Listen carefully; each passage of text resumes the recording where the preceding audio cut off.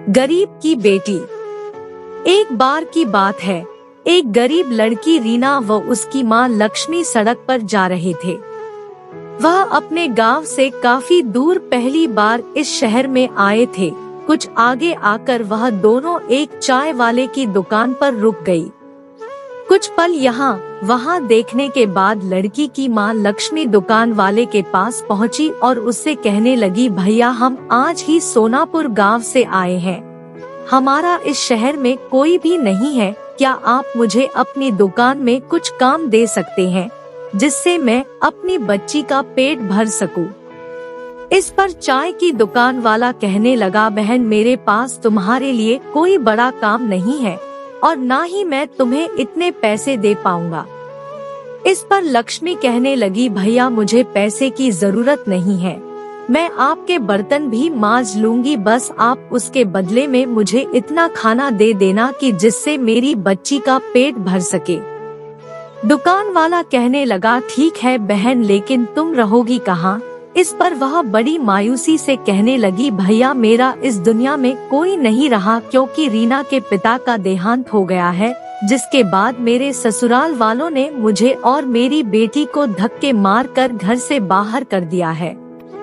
वह बोली, अब तो मुझे ही अपनी इस बच्ची को पालने के लिए कुछ ना कुछ काम करना पड़ेगा, आपको मंजूर हो तो मैं आपकी इस दुकान में ही सो जाऊंगी, सुबह जब तक आप अपने घर से आएंगे तब तक मैं आपकी दुकान में झाड़ू पोछा व बर्तन साफ कर दिया करूंगी, इसके बदले में आप बस मेरी बेटी को कुछ खाने को दे दिया करना।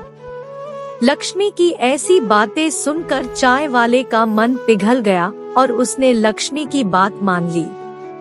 दोनों माँ बेटी वही दुकान में रहने लगी और काम करने लगी। ऐसे ही उनका समय बीतने लगा।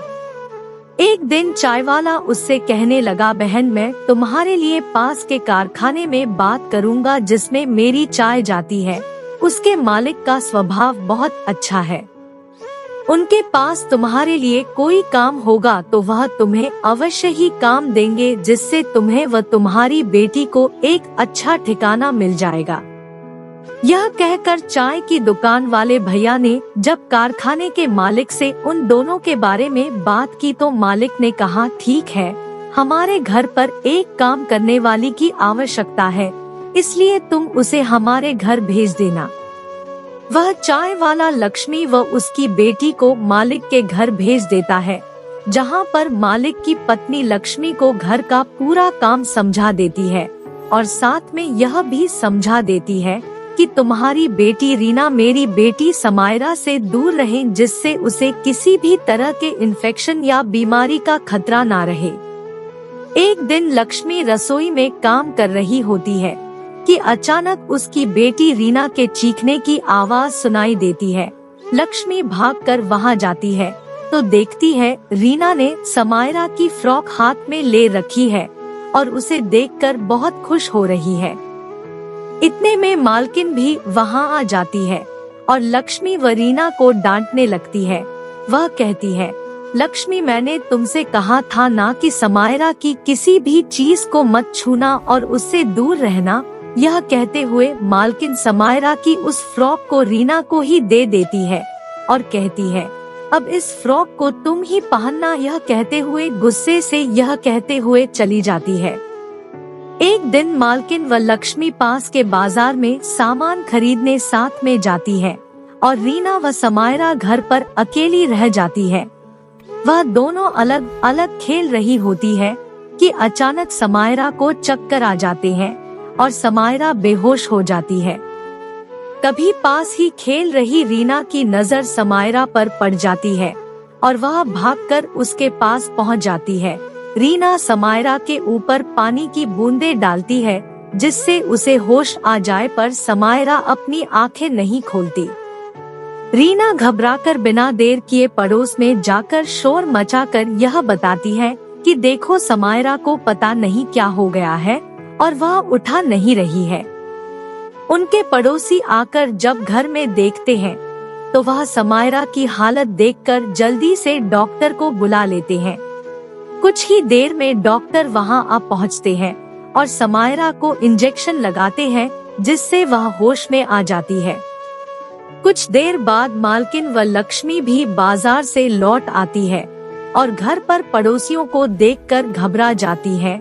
समायरा की हालत देखकर तो मालकिन बहुत ही परेशान हो जाती है, लेकिन डॉक्टर उन्हें दिलासा देते हैं कि अब वह ठीक है और कुछ दवाइयाँ लिख देते हैं। समायरा की मम्मी उसके पापा को भी फोन करके बुला लेती है। डॉक्टर उन दोनों को समझाते हैं कि ब्लड प्रेशर की वजह से समायरा को चक्कर आ गए थे और वह बेहोश हो गई थी। ऐसे में अगर सही समय पर रीना पड़ोस में जाकर लोगों को नहीं बुलाती तो कुछ भी हो सकता था। वह रीना की बहुत तारीफ करते हैं और कहते हैं अगर यह समझदार लड़की यहाँ ना होती तो पता नहीं आज क्या हो जाता। डॉक्टर की यह बात सुनकर समायरा के मम्मी पापा बहुत खुश होते हैं और रीना व समायरा को साथ में खेलने की इजाजत दे देते हैं, जिससे लक्ष्मी की परेशानी और भी सुलझ जाती है। अब वह खुशी खुशी मन लगाकर उनके घर में काम करती थी और अब उसे अपनी बच्ची की भी चिंता नहीं रहती थी, क्योंकि अब रीना और समायरा सारा समय साथ खेलते रहते थे।